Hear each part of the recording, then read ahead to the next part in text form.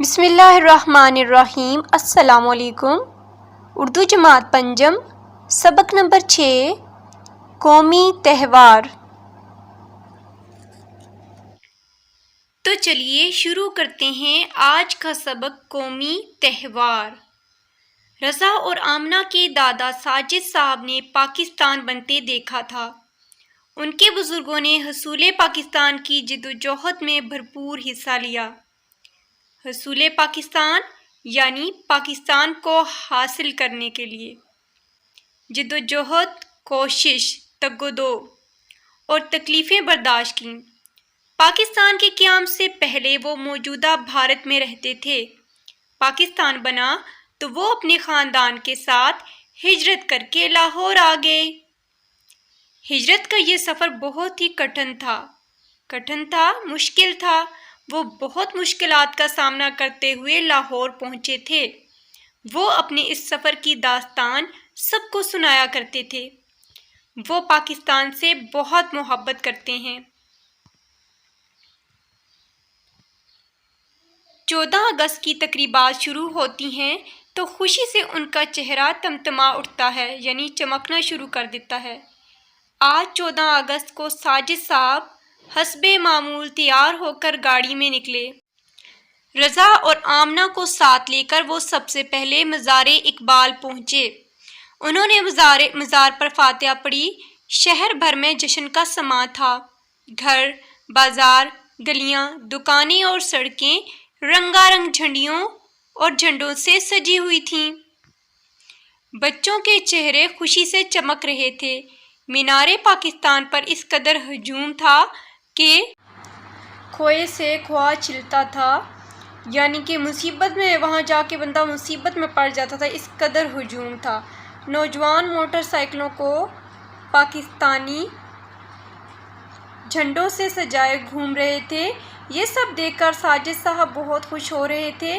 انہیں آزادی کی نعمت کا صحیح شعور تھا، صحیح علم تھا۔ ان کو پتہ تھا کہ آزادی کیا ہے، کس طرح سے حاصل ہوئی، کتنی بڑی نعمت ہے۔ وہ بچوں کو ساتھ لیے جشن آزادی کی تقریبات کے مختلف مناظر دیکھتے رہے۔ شام سے ذرا پہلے وہ مال روڈ سے ہوتے ہوئے گھر واپس آئے تو رضا کی امی جان نے پرتکلف چائے کا انتظام کر رکھا تھا۔ چائے پیتے ہوئے رضا نے دادا جان سے پوچھا، دادا جان، یہ تہوار اور جشن کیوں منائے جاتے ہیں؟ دادا جان: جس طرح لوگ اپنی زندگیوں کے اہم دنوں کو یاد رکھتے ہیں اور ان پر خوشی کا اظہار کرتے ہیں، اسی طرح قوموں کی اجتماعی زندگی میں بھی بعض دن اہمیت رکھتے ہیں۔ قومیں ایسے دنوں کو کبھی نہیں بھولتی۔ ان دنوں کو یاد رکھنے کے لیے جشن اور تہوار منائے جاتے ہیں۔ یہ سب قومی تہوار کہلاتے ہیں۔ آج کے دن ہمیں آزادی ملی تھی، اسی نسبت سے اس قومی تہوار کو یوم آزادی کہا جاتا ہے۔ کیا آپ مجھے کسی اور قومی تہوار کا نام بتا سکتے ہیں؟ رضا: دادا جان، ہم ہر سال 23 مارچ کو یوم پاکستان مناتے ہیں۔ دادا جان: شاباش بیٹا! 23 مارچ 1940 کو منٹو پارک لاہور میں قرارداد پاکستان پیش ہوئی تھی۔ اس دن کی یاد میں یہ تہوار منایا جاتا ہے۔ اس دن اسلام آباد میں فوجی پریڈ ہوتی ہے۔ ہمارا ایک اور قومی تہوار یوم پاکستان ہے۔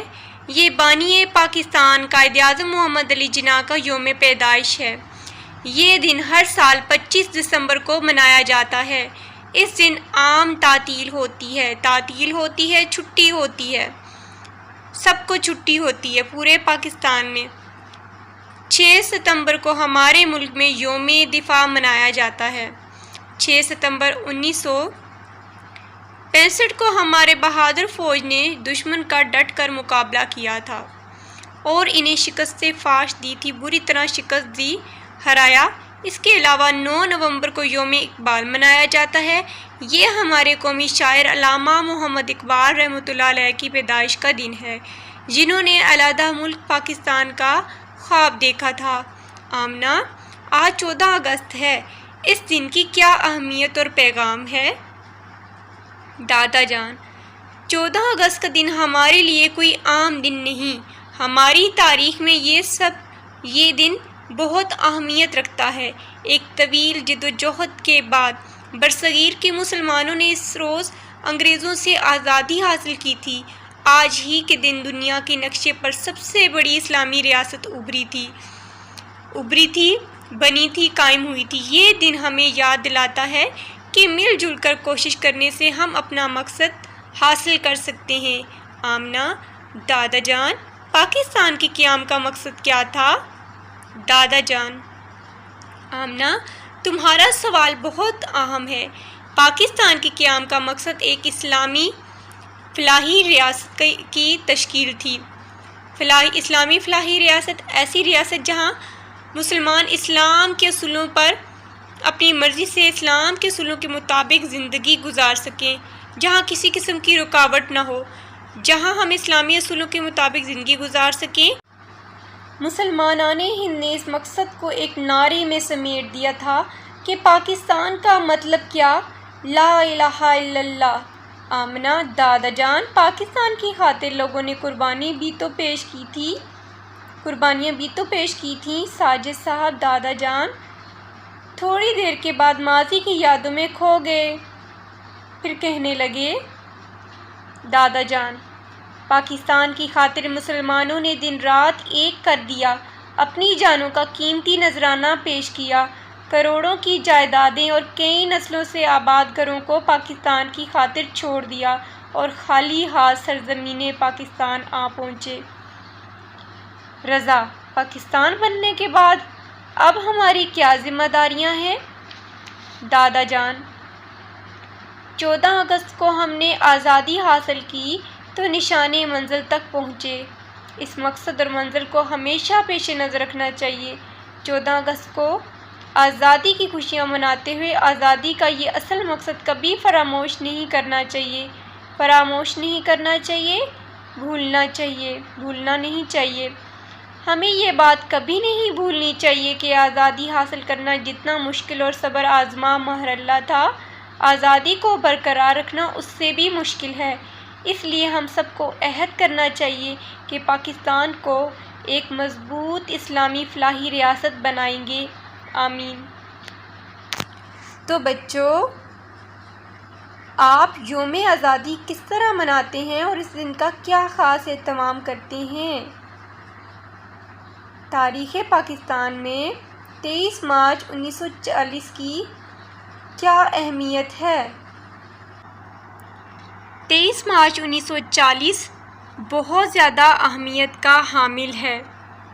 اس دن برصغیر کے مسلمانوں کی واحد نمائندہ جماعت مسلم لیگ نے قائد اعظم محمد علی جناح کی قیادت میں ایک آزاد اور خود مختار مملکت کے قیام کا مطالبہ کیا تھا۔ 25 دسمبر اور 9 نومبر کے نظیم پاکستانی رہنماؤں سے منسوب ہیں اور کیوں؟ 25 دسمبر ہمارے عظیم رہنما بانی پاکستان قائد اعظم محمد علی جناح اور 9 نومبر پاکستان کے قومی شاعر علامہ محمد اقبال سے منسوب ہیں، اور 25 دسمبر جو ہے وہ قائد اعظم محمد علی جناح کا یوم پیدائش ہے اور 9 نومبر علامہ محمد اقبال کا یوم پیدائش ہے، اس لیے ہم ان دنوں کو تہوار مناتے ہیں۔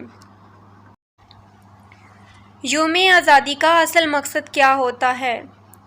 یوم آزادی کا اصل مقصد اس مقصد کی یاد دلانا ہوتا ہے جس مقصد کے حصول کے لیے ہمارے بزرگوں نے لاکھوں قربانیاں دے کر یہ وطن عزیز حاصل کیا تھا، اور مسلمانوں میں اور پاکستانیوں میں تحریک آزادی کا جذبہ پیدا کرنا ہے۔ وہ جذبہ جس جذبے کے تحت ہمارے بزرگوں نے اس وطن کو حاصل کیا تھا، وہی جذبہ مسلمانوں میں اور پاکستانیوں میں پیدا کرنا یوم آزادی کا ایک مقصد ہے۔ یوم دفاع کیوں منایا جاتا ہے؟ 6 ستمبر 1965 کو ہماری بہادر فوج نے دشمن کا ڈٹ کر مقابلہ کیا تھا اور انہیں شکست فاش دی تھی، اسی کی یاد میں یوم دفاع منایا جاتا ہے۔ پاکستان کے قیام کا مقصد کیا تھا؟ پاکستان کے قیام کا مقصد ایک اسلامی فلاحی ریاست کی تشکیل تھا جہاں ہم اسلامی اصولوں کے مطابق زندگی گزار سکیں۔ تو پیارے بچوں، یہ تھا ہمارا آج کا سبق قومی تہوار۔ یقیناً آپ نے بہت کچھ سیکھا ہوگا۔ ویڈیو کو لائک کریں اور یکساں قومی نصاب کے مطابق ویڈیو لیکچرز دیکھنے کے لیے اس چینل کو سبسکرائب کریں۔